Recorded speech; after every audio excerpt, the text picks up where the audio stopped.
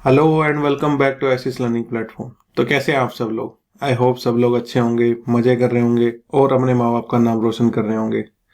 तो लीजिए, आज एक और नया चैप्टर स्टार्ट करने जा रहे हैं जिसका नाम है क्वाड्रेटिक इक्वेशंस। बड़ा ही इंटरेस्टिंग चैप्टर है। थोड़ा सा बच्चों को लगता है कभी कभी कि मुश्किल है जब क्वेश्चंस थोड़े से इसके घुमा फिरा के आ जाते हैं, स्टेटमेंट इस तरीके से डिजाइन कर दी जाती है। बट बिलीव मी, 3-4 क्वेश्चंस तो आपको ये एनडी के पेपर में दिलाने ही वाला है। ठीक है, तो अगर इसकी वेटेज की अगर मैं बात करूं, 3 से 4 क्वेश्चंस आपको मिलेंगे, यानी कि आप इसको 2.5 से मल्टीप्लाई करके देख सकते हैं इसकी कितनी वेटेज आपकी रहने वाली है। और ये तो डायरेक्ट क्वेश्चन है। ठीक है, क्वाड्रेटिक इक्वेशन तो आपकी कहीं पे भी बन सकती है, फंक्शंस में भी बन सकती है, कहीं पे भी बन सकती है। रूट्स की आपको जरूरत कहीं पे भी पड़ सकती है, किसी भी चैप्टर में रूट्स में जरूरत पड़ सकती है। डिटर्मिनेंट के क्वेश्चन जो है मिक्स करके आ जाते हैं। मतलब अगर मैं आपको एग्जांपल दूं, डिटर्मिनेंट का क्वेश्चन ऐसे आ जाएगा x1 0, x3 5, -1 4x। ठीक है, या 4 ऐसे, और बोलेगा कि इस की जो रूट्स निकाल के दिखाओ। अब जब इस डिटर्मिनेंट को सोल्व करने जाओगे, ठीक है, इज इक्वल टू 0 ले लेते हैं। अगर इस डिटर्मिनेंट को सोल्व करने जाओगे तो एक क्वाड्रेटिक इक्वेशन बन जाएगी और उसकी रूट्स आएंगी। तो फिर ये सोचोगे तुम कि यार मैं तो मैट्रिक्स डिटरमिनेंट चैप्टर अपना पढ़ के गया था और ये सोच के गया था कि मैट्रिक्स डिटरमिनेंट के चैप्टर कर जाऊंगा, और वो स्टूडेंट अगर क्वाड्रेटिक इक्वेशन को स्किप करके गया कि क्वाड्रेटिक के 2-3 क्वेश्चन आएंगे, क्या ही करना है उसको करके, तो उससे डिटरमिनेंट के क्वेश्चन भी नहीं होने हैं। ठीक है, आपने अगर प्रीवियस ईयर क्वेश्चंस देखे हैं तो आपने इस टाइप के क्वेश्चन जरूर देखे होंगे। तो ऐसे मिक्स करके, टॉपिक को मिक्स करके जो है एनडीए बड़े ही टाइम से जो है क्वेश्चन पूछ रहा है। ठीक है, ऐसा नहीं है कि क्वाड्रेटिक के चैप्टर में सिर्फ ऐसा क्वेश्चन आएगा जो आप अकेले इस चैप्टर को पढ़ लोगे और आपका हो जाएगा। मैथ जो है, मैथ हो या रीजनिंग हो, ये एक जो है होलिस्टिक अप्रोच से आपको देखने पड़ेंगे। एनडीए के जो क्वेश्चन है वो होलिस्टिक अप्रोच से है, मतलब कि पूरा वो जो आपका एरिया है, 4-5 चैप्टर मिला के अगर आपके उस एरिया के सारे कंसेप्ट क्लियर हैं, तभी आप वो जो है क्वेश्चन को अटेम्प्ट कर पाएंगे। ठीक है, खाली ये फॉर्मूला रटने से मैं ये भी नहीं कहूंगा कि आप कल को क्वाड्रेटिक चैप्टर का कोई क्वेश्चन आता है और इस फॉर्मूले के बेसिस पे आप जो है उस क्वेश्चन को कर दोगे। ठीक है, 9th-10th में इतनी बात पढ़ी है हमने, but there are so many lot things apart from this formula. इस फॉर्मूले के अलावा भी बहुत सारी चीजें हैं और वही हम इस चैप्टर में जानने की कोशिश करेंगे। ठीक है, चलिए फिर आगे बढ़ते हैं। तो सबसे पहले ये बात कर लेते हैं कि क्वाड्रेटिक इक्वेशन होती क्या है। ठीक है, देखो भाई, कोई भी ऐसी इक्वेशन, मैं उसकी जनरल फॉर्म लिख देता हूं। जनरल फॉर्म कुछ ऐसी टाइप की दिखाई देती है उसकी, जहां पे ax² plus bx plus c is equal to 0। एक ऐसी एल्जेब्रिक एक्सप्रेशन जिसमें हाईएस्ट डिग्री उसकी कितनी होगी, 2 होगी। अगर इसकी डिग्री की बात करें, डिग्री ऑफ x वो इसमें कितनी है, 2। तो जिस भी इक्वेशन की डिग्री है 2 हो, उसको हम बोल सकते हैं क्वाड्रेटिक इक्वेशन। अब ये डिग्री क्या होती है? x की हाईएस्ट पावर। ठीक है, x की यहाँ पे अगर पावर देखेंगे 1 है, यहाँ पे अगर पावर देखेंगे तो 2 है। ठीक है, अच्छा, ये जो ABC होते हैं इनको क्या बोलते हैं? इनको बोलते हैं कोफिशिएंट्स। ठीक है, इनका नाम क्या होता है? कोफिशिएंट्स। ये जो C होता है इसको कभी कभी कांस्टेंट टर्म भी बोल देते हैं। कौन से टर्म बोल देते हैं? कांस्टेंट टर्म बोल देते हैं। जैसे कि अगर मैं आपके सामने एग्जांपल लिखूं, ये लिखूं कि 3x² minus 6x minus 4 is equal to 0, तो इसमें a की वैल्यू क्या ली जाएगी? 3 ली जाएगी। b की वैल्यू क्या ली जाएगी? -6 ली जाएगी। बहुत बच्चे माइनस नहीं लेते हैं, वो सोचते हैं बस x के साथ जो नंबर लिखा हुआ है सिर्फ वही नंबर हमारे b की वैल्यू है। नहीं, नंबर के साथ प्लस माइनस जो भी जुड़ा हुआ है उसके सामने वो उसी का साइन है, उस नंबर का ही साइन है। इसी तरीके से c की वैल्यू क्या होने वाली है? -4 होने वाली है। तो ऐसी कोई भी एल्जेब्राइक इक्वेशन जिसकी डिग्री 2 हो उसको हम बोल सकते हैं क्वाड्रेटिक इक्वेशन। ठीक है, और ये हमारे जो इसके कोफिशिएंट्स होते हैं ये कहाँ से बिलोंग कर सकते हैं? रियल नंबर हो सकते हैं। रियल नंबर मतलब ये रैशनल भी हो सकते हैं और इररेशनल भी हो सकते हैं। यानी कि इररेशनल होने का मतलब क्या है कि इसको भी आप क्वाड्रेटिक इक्वेशन ही बोलेंगे। √3x² minus √5x plus 6 is equal to 0। ये भी आपकी क्या है? एक क्वाड्रेटिक इक्वेशन है, क्योंकि ये जो कोफिशिएंट्स हैं ये कहीं से भी हो सकते हैं रियल नंबर में। ठीक है, चलिए फिर अच्छा, नेक्स्ट जो है बात कर लेते हैं। नेक्स्ट हमारी क्या है कि नंबर ऑफ रूट्स, जीरोस या सॉल्यूशंस। पहले तो ये समझ लेते हैं रूट्स क्या होती हैं। कभी कभी रूट्स को जीरोस भी बोल देते हैं और कभी कभी इनको सॉल्यूशंस भी बोल देते हैं। क्वाड्रेटिक इक्वेशन की रूट्स क्या होती हैं भाई? रूट्स, ये जो x है ना हमारा, ये जो x है, इसकी कुछ वैल्यूज आती हैं। तो ऐसे कुछ वैल्यूज x की, वे सारी वैल्यूज x की जो इस इक्वेशन में पुट करने से, मतलब अगर मैं x की रूट में मान लो ये बोल रहा हूं कि x की जो रूट है वो लेट से 2 है, ठीक है। x की रूट एक 1 है और एक 2 है। तो यानी कि इसका मतलब ये हुआ, जब इस इक्वेशन में x की जगह 1 रखेंगे, जहां जहां पे भी x है वहां पे 1 रखेंगे, तो वो किसके इक्वल आएगा? 0 के इक्वल आएगा। या फिर ये कह सकते हैं कि x की जगह जब जब उसमें 2 रखेंगे, ठीक है, x की जगह जहां जहां पे भी x है उसकी जगह अगर 2 रखेंगे तो लेफ्ट हैंड साइड और राइट हैंड साइड दोनों क्या हो जाएंगी? इक्वल हो जाएंगी, 0 0 हो जाएंगी दोनों। तो ये मतलब है किसी भी इक्वेशन का रूट, यानी कि कोई भी ऐसे अलजेब्रिक एक्सप्रेशन की रूट क्या कहलाएगी? x हो, y हो, z हो, कोई भी वेरिएबल हो। वो तो सिर्फ नाम देने की बात है। वेरिएबल को आप कोई भी नाम दे सकते हैं, x y z t w v। उस वेरिएबल की वो वैल्यू जो उस इक्वेशन को सेटिस्फाई करती हो, LHS is equal to RHS करती हो, उस वैल्यू को रूट बोला जाएगा। अब एक क्वाड्रेटिक इक्वेशन की कितनी रूट होती है? बहुत बच्चे बोलते हैं सर इसकी 2 रूट होती है, लेकिन एग्जैक्ट आंसर, प्रिसाइज आंसर ये है एट मोस्ट 2 रूट हो सकती हैं। मतलब कि एक क्वाड्रेटिक इक्वेशन की ज्यादा से ज्यादा 2 रूट हो सकती हैं। ज्यादा से ज्यादा का मतलब ये है कि उसकी रूट या तो 2 हो सकती हैं, या हो सकता है उसकी एक ही रूट हो, या हो सकता है उसकी एक भी रूट ना हो। रियल नंबर में अगर बात कर रहे हैं तो उसकी हो सकता है एक भी रूट एग्जिस्ट ना करती हो। तो ऐसा मत बोलना कि 2 रूट होती है हमेशा, ज्यादा से ज्यादा 2 रूट्स हो सकती हैं, ये कहना ठीक है। ठीक है, चलिए, तो हमने नंबर ऑफ रूट्स की बात कर ली कि नंबर ऑफ रूट्स कितने हो सकते हैं। उसके लिए हम कहेंगे एट मोस्ट 2 हो सकती हैं, एट मोस्ट 2 रूट्स होंगी। ठीक है, ये सर्ड रूट्स क्या होता है? ठीक है, अगर आपने ये इंट्रोडक्शन पेज पे ध्यान दिया हो, ये वाला जो फॉर्मूला होता है, ठीक है, तो कभी भी किसी भी क्वाड्रेटिक इक्वेशन के लिए उसकी जो रूट्स निकाली जाती हैं, उसकी जो रूट्स निकाली जाती हैं वो कैसे निकाली जाती हैं? -b plus b square -4ac divided by 2a। ये तो एक रूट हुई, और एक दूसरी रूट क्या होगी? x is equal to -b minus b square -4ac divided by 2a। ये इसकी रूट होंगी। ठीक है, तो हो सकता है ये जो आपका ये रूट वाला पोर्शन है, ये वाला जो रूट वाला पोर्शन है, हो सकता है भाई सिंप्लीफाई हो जाए। मतलब अगर रूट के अंदर 25 आ गया तो उसको सिंप्लीफाई करके आप 5 बोल देंगे। लेकिन अगर रूट के अंदर 20 आ गया है तो आप सिंप्लीफाई नहीं कर सकते, 20 को सोल्व नहीं कर सकते। तो जो आपकी जो रूट्स हैं वो किस टाइप की आएंगी? सर्ड रूट्स आएंगी, यानी कि इस टाइप के नंबर आएंगे, a प्लस रूट बी या a minus root b. Example के लिए अगर मैं बोलूँ 3 माइनस रूट 2 या फिर 4 प्लस रूट 7, ऐसे कोई नंबर जो है आएंगे। तो ऐसी जो रूट्स होती हैं, x की जो ऐसी वैल्यूज होती हैं, उनको आप क्या बोल सकते हैं? सर्ड रूट्स बोल सकते हैं। ठीक है, और कभी कभी हमारी क्वाड्रेटिक इक्वेशन की कैसे रूट्स आएंगी? नॉन रियल रूट्स आएंगी, या कॉम्प्लेक्स रूट्स आएंगी, या फिर आप क्या बोल सकते हैं? इमेजिनरी रूट्स आएंगी। ठीक है, अब आधे से ज्यादा बच्चों ने जो देख रहे हैं इस वीडियो को, उन्होंने जो है कॉम्प्लेक्स नंबर नहीं पढ़ा होगा, बट अभी होल्ड करके रखिए कि हाँ, कुछ कॉम्प्लेक्स नंबर या इमेजिनरी नंबर्स भी होते हैं। ठीक है, और एक क्वाड्रेटिक इक्वेशन की कभी कभी ऐसा हो सकता है कि रूट्स जो हैं वो रियल नंबर में नहीं, बल्कि कहाँ पे आ रही है? इमेजिनरी नंबर्स में या कॉम्प्लेक्स नंबर्स में आ रही हैं। ठीक है, तो उसको भी हम समझेंगे। ठीक है, तो इमेजिनरी नंबर जिनको पता है कॉम्प्लेक्स नंबर, उनके लिए लिख देता हूं, इस टाइप के होते हैं, जैसे कि 3 + 2 आयोटा, इसको क्या बोलते हैं? आयोटा बोलते हैं। या फिर 4 - 3 आयोटा, ठीक है, या फिर 17 + आयोटा। ठीक है, ऐसा कोई भी उसकी रूट आ सकती है कॉम्प्लेक्स में। ठीक है, तो उसकी रूट सर्ड में आ सकती है अगर रूट सोल्वेबल नहीं है। उसकी रूट कॉम्प्लेक्स में भी आ सकती है, कब आएंगी वो भी हम जानेंगे उसकी। ठीक है, तो ये सब चीजें हैं उसके इंट्रोडक्शन के लिए।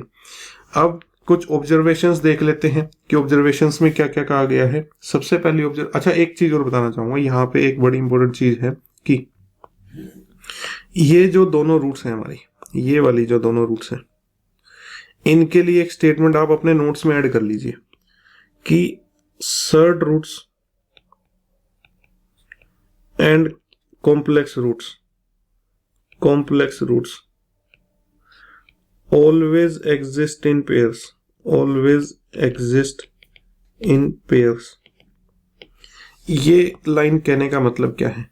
कहने का मतलब ये है, मान लो हमारे पास कोई क्वाड्रेटिक इक्वेशन है और उसकी एक रूट मान लो, एग्जाम्पल सोल्व करते करते उसकी एक रूट जो है ये आ गई है 3 + √2 आ गई है। ठीक है, तो दूसरी जो रूट होगी ना वो इसका कंजुगेट होगी 3 - √2। मैंने एक वर्ड बोला है कंजुगेट। ठीक है, कंजुगेट मतलब जो ये रूट वाला पोर्शन है ना, रूट वाला पोर्शन अगर माइनस में है तो प्लस कर दो, प्लस में है तो माइनस कर दो। सर्ड रूट्स हो या कॉम्प्लेक्स रूट हो, ये हमेशा पेयर में आएंगी तो दोनों आएंगी, वरना एक भी नहीं आएंगी, ऐसा है मतलब। ठीक है, दोनों रूट एक साथ आएंगी। मतलब अगर मान लो, और दूसरा एग्जांपल देता हूं, अगर मान लो इसकी एक रूट, इस क्वाड्रेटिक इक्वेशन की एक रूट ये है, फर्स्ट रूट जो है वो ये है 3 + √14, तो इसकी जो सेकेंड रूट आएगी ना वो कौन सी होगी? 3 - √14 आएगी। हमेशा पेयर में एग्जिस्ट करती हैं। और यही बात कॉम्प्लेक्स नंबर्स के लिए भी जो है वैलिड है। क्या? अगर इसकी एक रूट x = 3 + 4 आयटा है तो इसकी जो दूसरी रूट है वो क्या होगी? 3 - 4 आयटा इसका कंजुगेट होगी। हमेशा ऐसा होगा। किस किस केस में? कॉम्प्लेक्स रूट्स आ रही है तो, और सर्ड रूट्स आ रही है तो, ये हमेशा पेयर में एग्जिस्ट करती हैं। क्वेश्चन में पता है कभी कभी क्या गिवन होगा? क्वेश्चन में कभी कभी ये गिवन होगा, इसको रख लेते हैं, इरेज नहीं करते हैं, इसको इरेज कर देते हैं, कि find the quadratic equation whose one of root is 3 + √2। वो एक ही रूट देगा आपको, तो आपको खुद से समझ जाना है कि दूसरी रूट कौन सी है, 3 - √2। और फिर हम आगे जाके पढ़ेंगे कि अगर दोनों रूट्स पता है तो इक्वेशन कैसे निकालनी है। तो सर्ड रूट्स में या कॉम्प्लेक्स रूट में एक रूट भी अगर दी है तो उसका कंजुगेट ही उसकी दूसरी रूट होगी। ठीक है, कंजुगेट कैसे निकालना है? सर्ड के केस में जो है रूट वाला पोर्शन है इसका साइन चेंज कर देना है, और कॉम्प्लेक्स के केस में जो है कंजुगेट कैसे निकलेगा? 3 - 2 आयटा है तो इसका कंजुगेट क्या हो जाएगा? आयटा वाली टर्म का जो है साइन चेंज हो जाएगा। ठीक है, अगर मान लो ये है -3 - 4 आयटा तो इसका कंजुगेट क्या हो जाएगा? -3 + 4 आयटा। सिर्फ आयटा या इमेजिनरी पार्ट का साइन चेंज कर दो तो कंजुगेट आ जाएगा। ठीक है, ये चीज है। अब ये पहली जो है ऑब्जर्वेशन ये कहता है an odd degree equation has at least one real root. ठीक है, इसने यहां तक कहा an odd degree equation has at least one real root. ठीक है, उसके साइन की बात बाद में करेंगे, पहले सिर्फ इतनी लाइन को समझते हैं कि कोई भी इक्वेशन ऐसी है जिसकी डिग्री ओड है, जैसे कि एग्जांपल मैं क्यूबिक इक्वेशन लिख देता हूं ax³ + bx² + cx + d = 0। ये कैसी इक्वेशन लिख दी हमने? क्यूबिक इक्वेशन लिख दी। तो इसकी मैक्सिमम नंबर ऑफ रूट्स कितनी हो सकती हैं? इसकी मैक्सिमम नंबर ऑफ रूट्स 3 हो सकती हैं। अब वो ये कहता है कि इसकी एक तो रियल रूट रहेगी, वो इसकी वजह से है। ये वाली जो स्टेटमेंट हमने पढ़ी है, क्योंकि भाई मान लेते हैं ऐसा है कि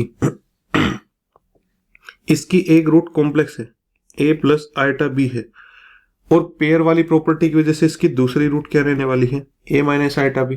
ऐसा हो सकता है। अब ये बताओ, इसकी ये जो तीसरी रूट है ये तो कॉम्प्लेक्स नहीं आ सकती, क्योंकि अब तो एक ही रूट बची है। तो अगर ये कॉम्प्लेक्स आ गई तो इसकी पेयर वाली कहाँ गई फिर? c - eta d। और एक क्यूबिक इक्वेशन की मैक्सिमम कितनी रूट हो सकती हैं? उसकी मैक्सिमम सिर्फ 3 ही रूट हो सकती हैं।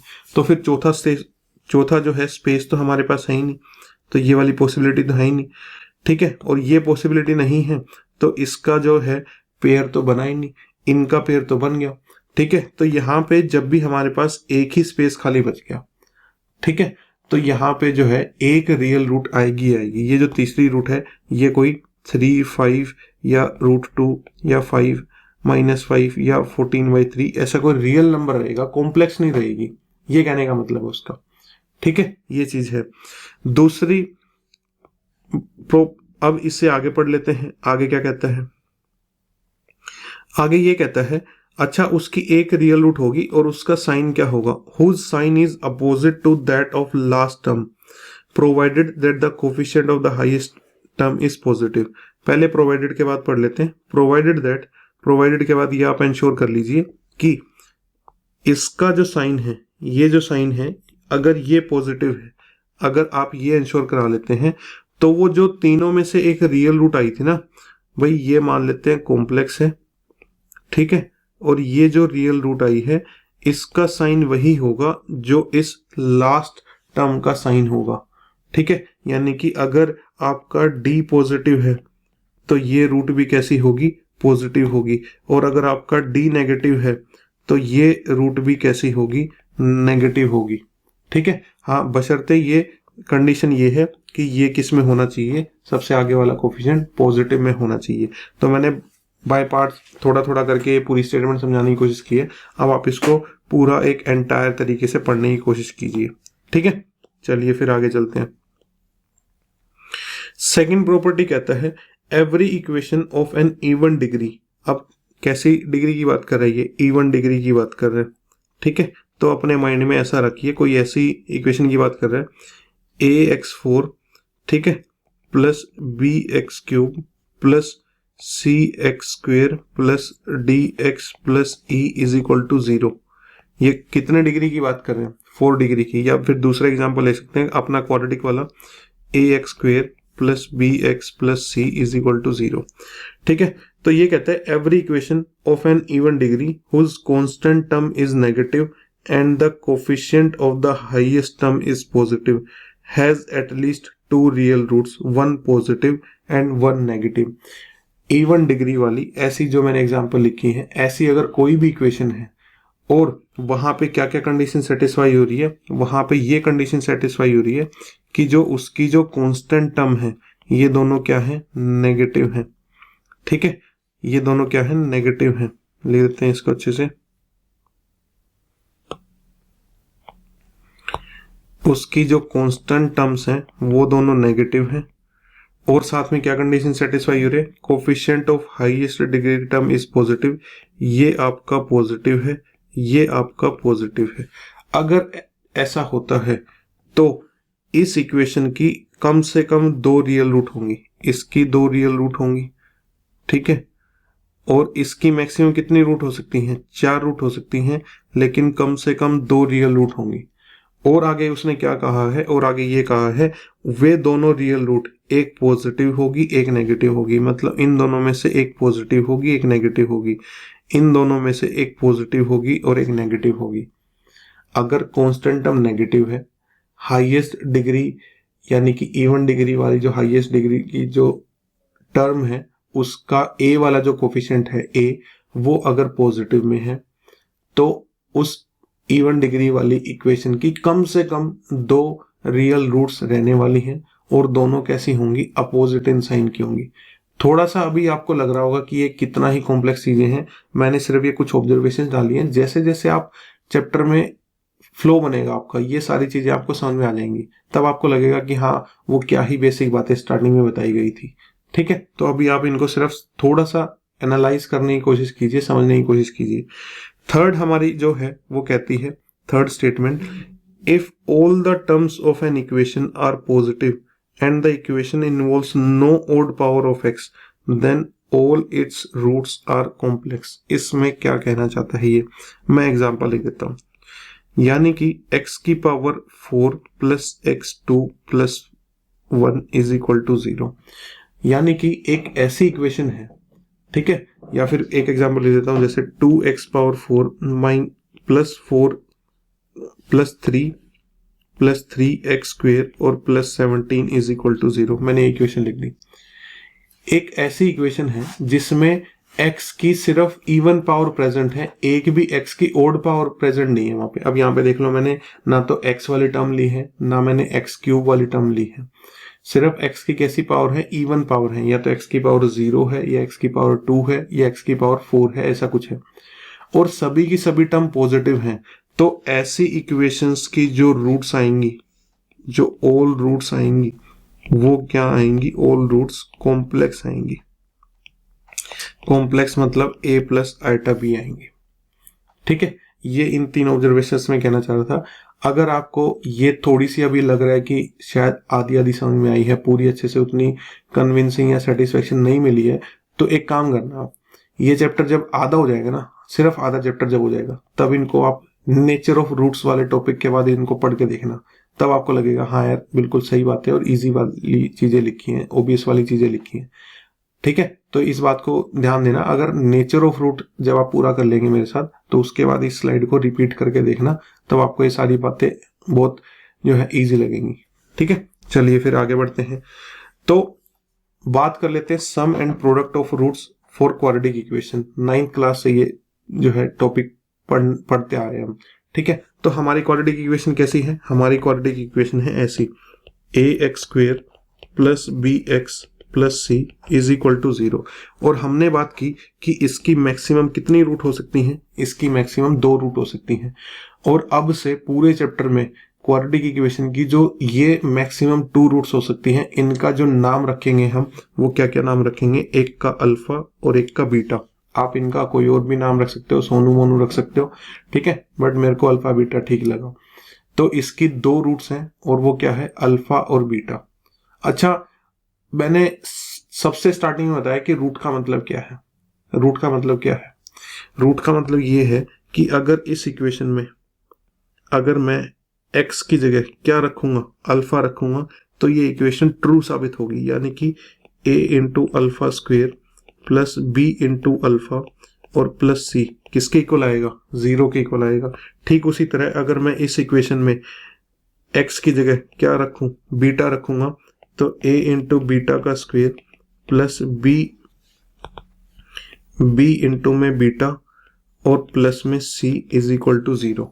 ठीक है, तो रूट का मतलब यही है। तो यानी कि अगर मैंने इस इक्वेशन की रूट क्या मान ली है? अल्फा और बीटा मान ली है, तो x की जगह मैं अल्फा रख सकता हूं, x की जगह मैं बीटा रख सकता हूं। ठीक है, बात ये करनी है हमें कि इन दोनों रूट्स का सम क्या होगा। ठीक है, अल्फा प्लस बीटा की वैल्यू क्या होगी? ठीक है, और अल्फा इंटू बीटा की वैल्यू क्या होगी? अल्फा प्लस बीटा का मतलब क्या हुआ? सम ऑफ बोथ रूट्स, वो क्या होगा? और अल्फा इंटू बीटा का मतलब product of both roots, product of both roots, वो क्या होगा? ठीक है, अब जिन बच्चों ने 9th 10th की बातें भूल गए, वो लगेगा सर हम ये कम कर लेते हैं, दोनों की रूट्स निकाल लेते हैं और ऐड कर लेते हैं, दोनों की रूट्स निकाल लेते हैं और मल्टीप्लाई कर लेते हैं। नहीं, इक्वेशन को देख के बिना रूट निकालने ही उसका सम निकाला जा सकता है। सिर्फ इक्वेशन को देखकर उसकी रूट निकाले बिना ही उसकी दोनों रूट्स का सम बता देंगे और प्रोडक्ट बता देंगे। कैसे बता देंगे? जो दोनों रूट्स का जो सम होता है वो होता है माइनस बी अपॉन ए, और जो दोनों रूट्स का प्रोडक्ट होता है वो होता है c अपॉन ए। ठीक है, तो एग्जाम्पल के तौर पे अगर मैं आपको बोलूं कि ये है हमारे पास 3x² minus 4x plus 1 is equal to 0, तो यहाँ पे इसकी 2 रूट होने वाली हैं। कौन कौन सी? अल्फा और बीटा। तो अल्फा प्लस बीटा क्या आने वाला है? मेरे को ये इक्वेशन सोल्व करने की जरूरत नहीं है, इसकी रूट्स निकालने की जरूरत नहीं है। ठीक है, सीधा इसकी जो रूट्स हो जाएंगी माइनस, अच्छा b की वैल्यू कितनी है? -4 है, और a की वैल्यू कितनी है? 3 है। तो दोनों रूट्स का जो सम आने वाला है वो कितना आने वाला है? 4/3 आने वाला है। और दोनों रूट्स का जो प्रोडक्ट आने वाला है अल्फा इंटू बीटा, वो कितने आने वाला है? c की वैल्यू यानी कि 1 और a की वैल्यू यानी कि 3, 1/3। ठीक है, और एग्जांपल ले लेते हैं, जैसे कि हमने ये लिख लिया कि x² plus x plus 1 is equal to 0। तो यहाँ पे इसकी 2 रूट्स होने वाली हैं, अल्फा और बीटा। तो अल्फा प्लस बीटा कितना आने वाला है? माइनस ऑफ b की वैल्यू कितनी है? 1 और a की वैल्यू कितनी है? 1। तो -1 जो है इनका सम आएगा। और प्रोडक्ट कितना आएगा? प्रोडक्ट इनका आएगा c अपॉन a यानी कि 1।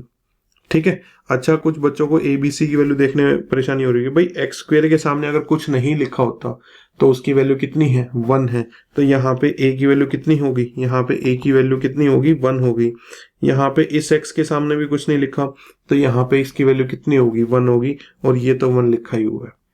ठीक है, तो कभी कभी वेरिएबल के सामने कुछ नहीं लिखा होता तो उसकी कोफिशिएंट कितना होता है, 1 होता है, और अगर माइनस है तो -1 होगा। ठीक है, एक और फाइनल एग्जांपल लेते हैं फिर आगे बढ़ते हैं। तो अगर मान लो ये बात है कि अगर हमारे पास इक्वेशन कुछ ऐसी है, -x² + 3x और -4 = 0, ऐसा कुछ है। ठीक है, तो यहाँ पे जो दोनों रूट्स होंगी उन दोनों रूट्स का सम कितना आएगा, -b की वैल्यू अपॉन a की वैल्यू, तो ये कितना आ जाएगा, 3 आ जाएगा। और दोनों रूट्स का जो प्रोडक्ट है वो कितना आने वाला है, c की वैल्यू अपॉन a की वैल्यू, यानी कि 4। तो यहाँ पे दोनों रूट्स का प्रोडक्ट 4 आने वाला है और दोनों रूट्स का सम कितना आने वाला है, 3 आने वाला है। तो आपको ये फॉर्मूले याद रखने पड़ेंगे इस तरीके से कि दोनों का सम अल्फा प्लस बीटा, दोनों का प्रोडक्ट अल्फा इंटू बीटा, याद रहेगा आपको। ठीक है, अच्छा क्यूबिक इक्वेशन का भी देख लेते हैं एक बार। ठीक है, कभी कभी रेयरली ही पूछेगा, चैप्टर का नाम भी मेरा क्वाड्रेटिक इक्वेशन है बट सिमिलर सा है तो इसलिए मैं इसका डिस्कशन कर रहा हूं यहाँ पे। क्यूबिक इक्वेशन दिखेगी कैसे, क्यूबिक इक्वेशन कुछ ऐसे दिखेगी, उसकी डिग्री 3 होगी तो उसमें x³ वाली टर्म होगी और छोटी टर्म्स होंगी bx² + cx + d = 0। ठीक है, तो इस क्यूबिक इक्वेशन की मैक्सिमम कितनी रूट हो सकती हैं, इसकी मैक्सिमम जो है 3 रूट हो सकती हैं। उन तीनों रूट को हम क्या नाम दे देते हैं, अल्फा, बीटा और गामा। ठीक है, अल्फा, बीटा और गामा। तो यहाँ पे 3 चीजें पूछता है। पहली चीज तो ये alpha plus beta plus gamma, जिसका नाम हम क्या बोल सकते हैं, सम ऑफ ऑल 3 रूट्स। और ये किसके इक्वल होगा, ये आपका -b/a के इक्वल होगा। ठीक है, दूसरी चीज जो पूछता है वो ये पूछ सकता है alpha into beta plus beta into gamma plus gamma into alpha, यानी कि sum of product of roots taken 2 at a time. कहने का मतलब ये है, तीनों रूट के दो को मल्टीप्लाई कर लिया, पहली और दूसरी को मल्टीप्लाई कर लिया, दूसरी तीसरी को मल्टीप्लाई कर लिया, पहली तीसरी को मल्टीप्लाई कर लिया, दो को लेके मल्टीप्लाई कर लिया, और तीनों जो प्रोडक्ट आए, तीनों पेयर्स के जो प्रोडक्ट आए उनका सम। तो ये जो वैल्यू होने वाली है ये अगेन आपकी क्या होने वाली है, c/a होने वाली है। देखिए आप फॉर्मूले देखिए, यहाँ पे भी -b/a और दूसरा फॉर्मूला c/a है, यहाँ पे भी पहला फॉर्मूला -b/a, दूसरा फॉर्मूला c/a है। ठीक है, और लास्ट थर्ड एक नई चीज जो एक तीसरी चीज ऐड हो जाती है इसमें, वो क्या है, तीनों रूट्स का product alpha into beta into gamma. और ये क्या होने वाला है, ये होने वाला है -d/a।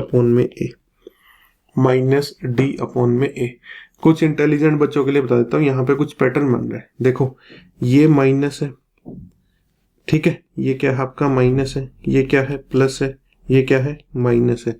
दूसरा पैटर्न क्या है, सबसे पहली चीज कैसे कैलकुलेट करी, -b/a, दूसरी चीज कैसे कैलकुलेट करी, +c/a, और तीसरी चीज कैसे कैलकुलेट करी, -d/a।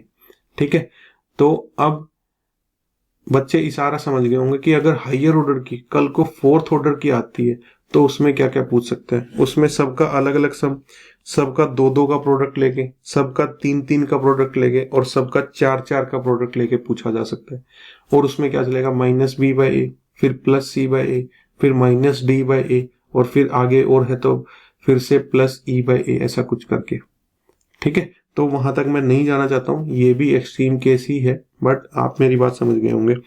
चलिए एक एनडीए का ये हमारा एक क्वेश्चन है, ये हम देख लेते हैं। इसमें क्या पूछा हुआ है, इसमें कहता है if sin theta and cos theta are the roots of equation this quadratic equation, then which one of the following is correct. अब कुछ बच्चे तो जैसे ही sin थीटा cos थीटा पढ़ा ना, क्वेश्चन को ही छोड़ देंगे कि नहीं हम तो ट्रिग्नोमेट्री पढ़ के नहीं आए। भाई उसमें ट्रिग्नोमेट्री का इतना यूज है भी नहीं। ठीक है, देखते हैं क्या है। हमारी क्वाड्रेटिक इक्वेशन ये है, ax² - bx + c = 0, और इसकी 2 रूट्स दी गई हैं। अब वैसे तो हम अल्फा बीटा बोलते थे, बट यहाँ पे उसने दोनों रूट्स बोली हैं। एक रूट उसकी sin थीटा है और एक रूट उसकी cos थीटा है। ठीक है बात। चलो अब मेरे को ज्यादा कुछ नहीं पता, लेकिन इतना तो बता सकते हो कि दोनों रूट्स का सम क्या आने वाला है। ठीक है, दोनों रूट्स का सम क्या आने वाला है। अल्फा प्लस बीटा की वैल्यू क्या होती थी, अल्फा प्लस बीटा की वैल्यू होती थी -b/a। ठीक है, यहाँ पे मैं तीनों वैल्यू लिख लेता हूं पहले ताकि कंफ्यूजन ना हो। a हमारा स्मॉल a हो जाएगा, b हमारा -b हो जाएगा और c हमारा स्मॉल c हो जाएगा। ठीक है, तो -b/a का मतलब हुआ दोनों रूट्स का सम क्या आ जाएगा, -b और अपॉन में a, यानी कि b/a आ गया। ठीक है, एक तो ये आ गया दोनों रूट्स का सम। दूसरा क्या कह सकते हैं अभी, दूसरा कह सकते हैं प्रोडक्ट ऑफ रूट्स। क्या था product of roots, alpha into beta की वैल्यू क्या थी, c/a थी। तो साइन थीटा पहली रूट अल्फा इंटू बीटा यानी कि दूसरी रूट कोस थीटा, इन दोनों का प्रोडक्ट जो होगा वो c/a होगा, स्मॉल c अपॉन में स्मॉल a, और ये दूसरी चीज आ गई। इतना तो बता ही सकते हो ना, किसी भी क्वाड्रेटिक इक्वेशन को देख के दोनों रूट्स साइन थीटा और कोस थीटा उसकी दोनों रूट हैं, तो दोनों का सम -b/a। ठीक है, वो इसके हिसाब से देख लेंगे फॉर्मूला लगा के, और दोनों का प्रोडक्ट यानी कि sine theta into cos theta is equal to c/a। चलो हो गया हमारा इतना काम। अब आगे क्या करना है, देखिए इसको देखिए एक बार, अगर मैं इसका स्क्वायर करूं, दोनों साइड स्क्वायर करूं, एक साइड क्या है sine theta plus cos theta, इसका भी स्क्वायर कर दिया, और दूसरी साइड b²/a² कर दिया, इसका स्क्वायर कर दिया, और दूसरी साइड इसका स्क्वायर कर दिया। ठीक है, अच्छा कुछ बच्चे हैं ना, x प्लस वाई का जब स्क्वायर करना होता है तो ऐसे नहीं करते, बल्कि ऐसे करते हैं कि x का स्क्वायर और y का स्क्वायर, नहीं होल का स्क्वायर होता है। जब भी इक्वेशन में दोनों साइड स्क्वायर करना हो तो किसका स्क्वायर करोगे, पूरे के पूरे होल का स्क्वायर करोगे। तो ऐसे sine theta plus cos theta का होल स्क्वायर होगा, और a प्लस बी का होल स्क्वायर का फॉर्मूला तो याद होगा, या वो भी भूल गए, तो a प्लस बी का होल स्क्वायर फॉर्मूला लगाएंगे तो ये बनेगा sine square theta plus cos square theta plus 2 times of sine theta cos theta और इज इक्वल टू b²/a²। ये तो ट्रिग्नोमेट्री में से अगर और कुछ नहीं याद नहीं है, ये तो जरूर याद होगा। Sine square theta plus cos square theta की वैल्यू कितनी होती है 1, plus 2 times of sine theta cos theta और इज इक्वल टू b²/a²। चलिए ये बताओ, ये हमने क्यों निकाला है, ताकि हम इसको यहाँ पे पुट कर सकें साइन थीटा कोस थीटा की जगह। ठीक है, तो इसको अगर हम पुट करते हैं तो हमें मिलता है 1 plus 2 times of sine theta cos theta की जगह c/a और इज इक्वल टू b²/a²। ये हो गया हमारा एलसीएम लेके a plus 2c is equal to b²/a²। ठीक है, इस a को इस एक a से कट कर देते हैं। ठीक है, तो यहाँ पे हमें फाइनली क्या मिलता है, हमें फाइनली मिलता है a प्लस 2c अपॉन में 1 इज इक्वल टू b²/a। ये हमारे पास आ गया।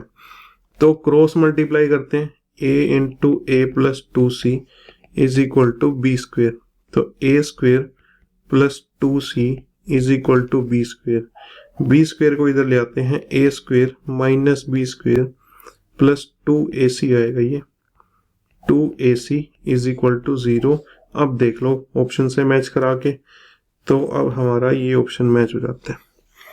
ठीक है, तो ट्रिग्नोमेट्री देख के ये नहीं है कि उस क्वेश्चन को मतलब सिरे से ही खारिज कर दोगे कि बस उसकी स्टेटमेंट भी पूरी नहीं पढ़ेंगे, साइन थीटा कोस थीटा देखा और भाग लिए, निकल लिया वहां से।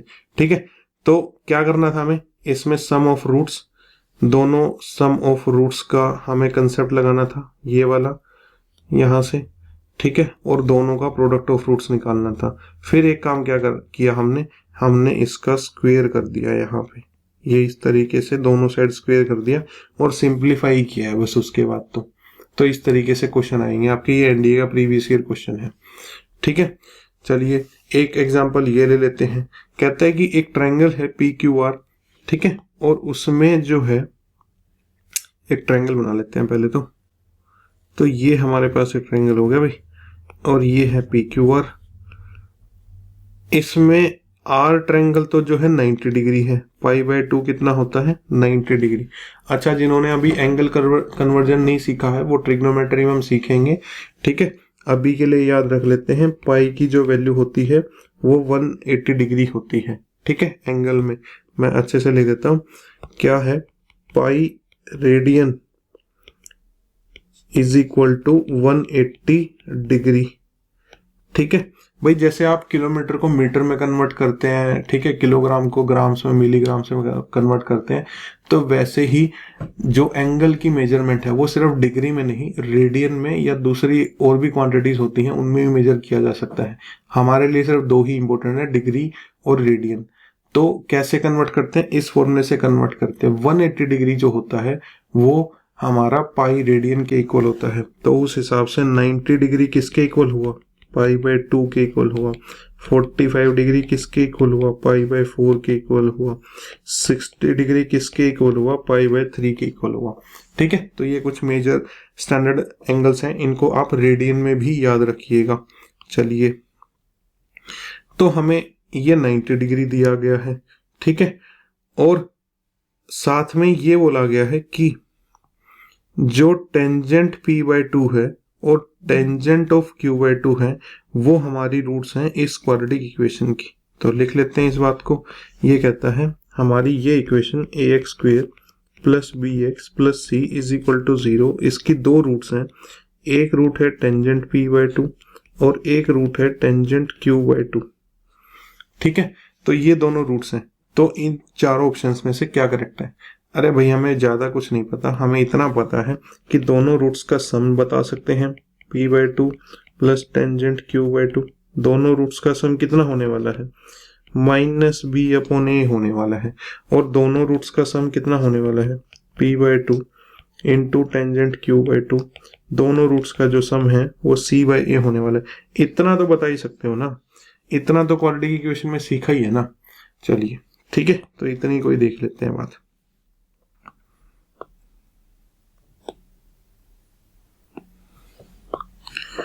अब जो है, अब बात कुछ ऐसी है कि हम क्या करते हैं, हम ये ले लेते हैं, इन दोनों एंगल की बताओ, इन दोनों एंगल का सम कितना होगा, angle P plus angle Q का सम कितना होगा, 90 डिग्री होगा कि नहीं होगा?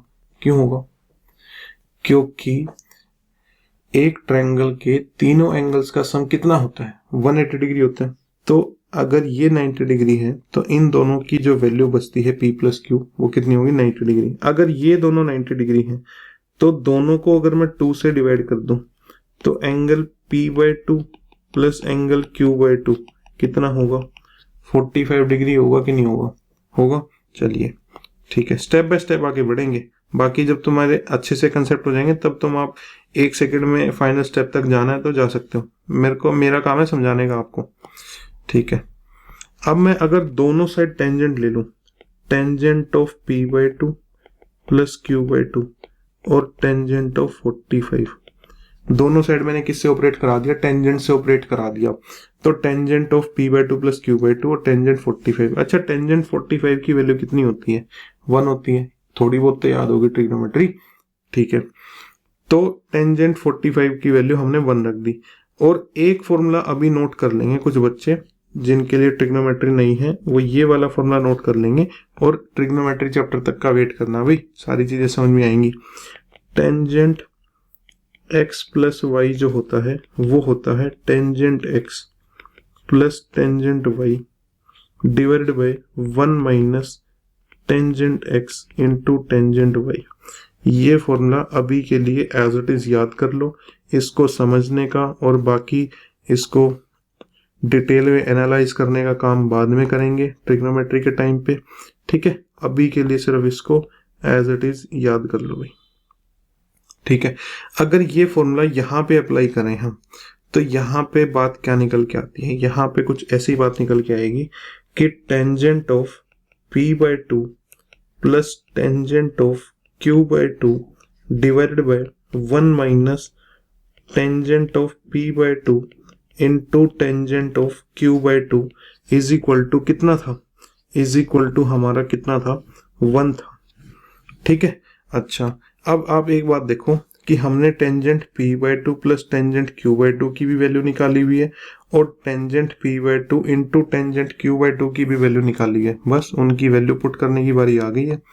तो ऊपर जो है उसकी वैल्यू हो जाएगी -b/a डिवाइडेड बाय 1 माइनस नीचे वाली जो ये प्रोडक्ट है इसकी वैल्यू हो जाएगी c/a और इज इक्वल टू किसके इक्वल आ जाएगा, ये 1 के इक्वल आ जाएगा। ठीक है, तो इसको जो है हम यहां पे लिख लेते हैं फिर फाइनली। तो ये हो जाएगा हमारा -b/a और इस पूरे के पूरे को कहां से क्रॉस मल्टीप्लाई कर देता हूं 1 के साथ, is equal to 1 minus c/a। ठीक है, और ये हमारा हो जाएगा c/a minus b/a is equal to 1 और एलसीएम a आ जाएगा c minus b is equal to a।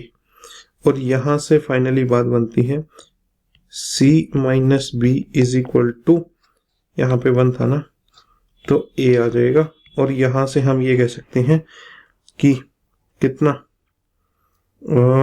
c is equal to a plus b, ये हम कह सकते हैं c is equal to a plus b, हमारा ये सॉल्यूशन हो गया। ठीक है, तो देखो ऐसे सम ऑफ रूट और प्रोडक्ट ऑफ रूट के ऐसे क्वेश्चन आएंगे आपके। ठीक है, मैंने डायरेक्टली ही थोड़ा सा आपको स्टार्टिंग में एग्जांपल में बताया कि कैसे सम ऑफ रूट्स और प्रोडक्ट ऑफ रूट्स निकाल सकते हैं, 2-3 एग्जांपल लिए थे हमने। ठीक है, और फिर क्वेश्चन जिस लेवल के आते हैं एनडीए में मैंने आपको वो भी दिखा दिए 2 क्वेश्चन सोल्व करके। तो ट्रिग्नोमेट्री को ऐसे देख के नहीं भागना है, धीरे धीरे थोड़ी थोड़ी ट्रिग्नोमेट्री भी हम सीख जाएंगे।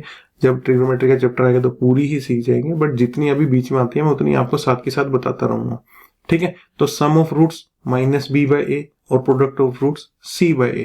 ठीक है, तो इससे आगे का हम नेक्स्ट क्लास में सीखेंगे। अभी इस फर्स्ट क्लास में यहीं तक, इसको आप देखिए, समझिए, क्वाड्रेटिक इक्वेशन के साथ अपना फ्लो बनाइए और फिर हम एक एक क्लास करके इसमें डीप में जो है जाते जाएंगे। ठीक है, till then take care and keep learning and keep smiling. Thank you.